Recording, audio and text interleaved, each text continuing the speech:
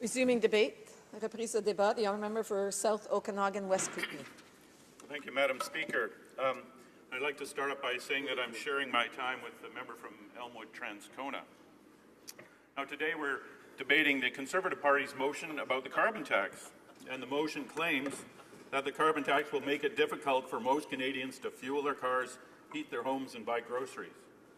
And I'll say off the top that we have to do all we can to fight climate change. And along with the rest of the world, we made commitments in Paris to cut our greenhouse gas emissions. We have to bring our emissions down significantly, from well over 700 megatons per year to just over 500 megatons in the next 12 years. Carbon emissions, greenhouse gas emissions, are a form of pollution, and we in the NDP believe in the concept that polluters must pay. They must pay for their actions, and if I produce pollution by driving my car, I should pay something back to society to reflect the environmental costs that I'm putting on other Canadians. A carbon tax is a perfect way to do that. Carbon pricing, either through a carbon tax or cap-and-trade system, is also the most cost-effective way to reduce greenhouse gas emissions that cause climate change.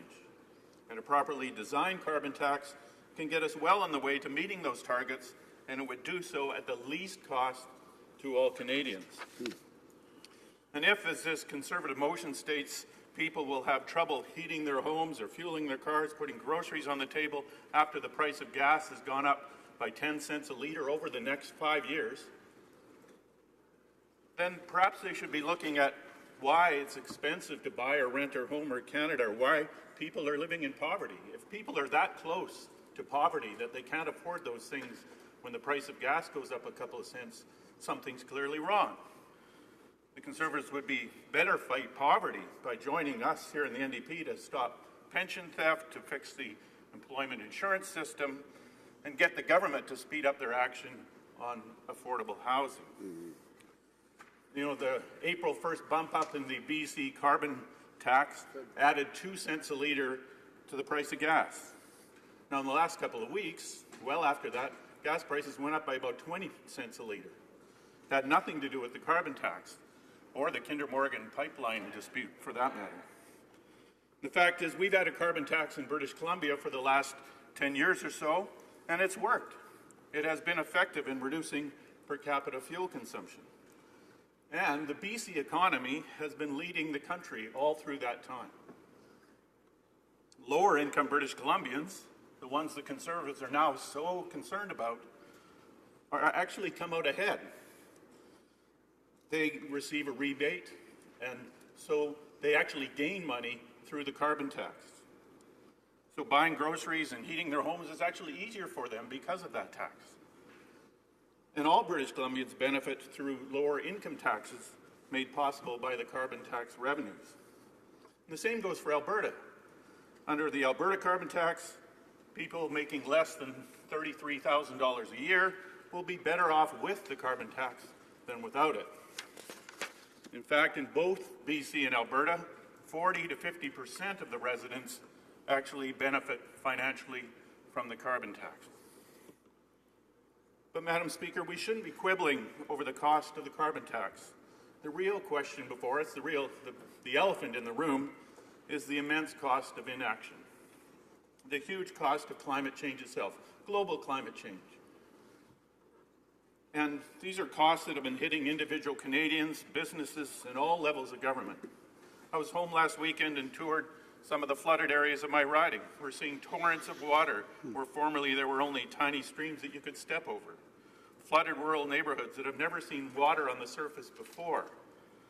You know, the Okanagan Valley is a semi-desert. Many of the small lakes in the south of Okanagan don't even have outlets because they usually don't receive enough water to fill up their basins. Now homes and farms and vineyards around those lakes and streams are underwater. And this is all from low elevation melt and high water tables left over from last year's flooding. In the surrounding mountains, we've had 150% of the normal snowpack. So when things really warm up in the next couple of weeks, we could have widespread flooding in the valleys. And as I said, this is the second year in a row we've had flooding in my riding. I haven't seen a cost estimate for last year's flooding, but it impacted many of my constituents who had water in their basements for weeks on end, pumping water out as the water table rose to record levels and then stayed there all summer. I have seen cost estimates from last spring's flooding in Quebec and eastern Ontario. Those floods have been costed at over $220 million. And back in BC last year, we went straight from floods to fires. Indeed, the main crews working on the flooded areas right now in the Okanagan are forest fire crews. Everyone's worried about what will happen when summer comes. Not only will we have the high elevation snow melt to contend with, but the fire crews will be sent elsewhere to do what they're really trained for, fight fires. Now, forest fires in BC last year cost over $500 million just to fight. They caused $127 million in insured damage. The cost to the forest industry is incalculable. I haven't seen even an estimate of that. And 2 years ago, in 2015, forest fires in BC cost $300 million to fight. Again, those numbers don't take into account the cost to people who lost their homes and livelihoods, the cost to forest companies who had to close down mills during the fires, and then reopen them to the new reality of with millions of hectares of forests burned. A forest industry already reeling by the loss of half the pine trees in the interior of British Columbia through the mountain pine beetle epidemic. Again, something else that can be attributed directly to climate change. We had the Fort McMurray fire in 2016. They have an estimate of the overall economic impact of that, the cost, and that's almost $10 billion for that one fire. The Calgary flood of 2013, almost $6 billion in costs. And it's estimated that the financial impact of climate change on the Canadian economy will be over $40 billion per year by 2030. Canadians are paying for climate change every year.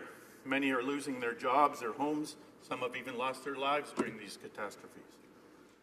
And while I support the government's carbon tax policy in broad terms, we need to do more to meet our Paris targets.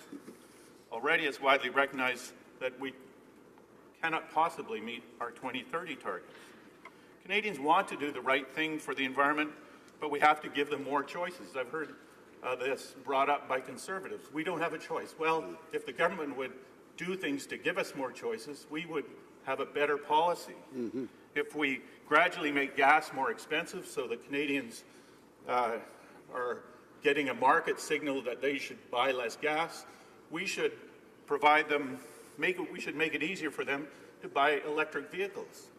We have to provide more charging stations. We should provide rebates and incentives and licensing and parking fees. We have to make that shift. If we make it more expensive to heat our homes with natural gas, we must provide incentives and rebates so that Canadians can renovate their homes to make them more energy efficient, so they wouldn't have to buy more natural gas. The Eco Energy Retrofit Program did just that. From 2007 to 2012, it helped hundreds of thousands of Canadians retrofit their homes, lowering their energy bills by 20%, creating thousands of good local jobs, and reducing greenhouse gas emissions by 3 tons per year for each house.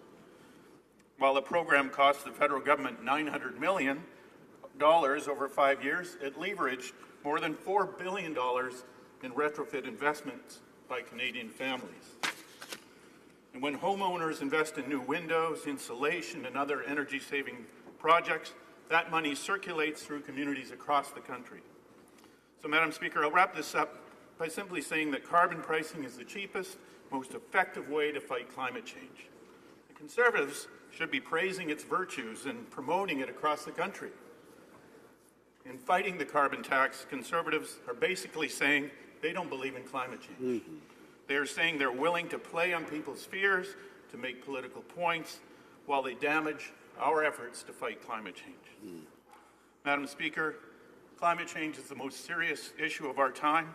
We have to work together on this. It shouldn't even be up for debate. Thank you. Questions and comments? L'honorable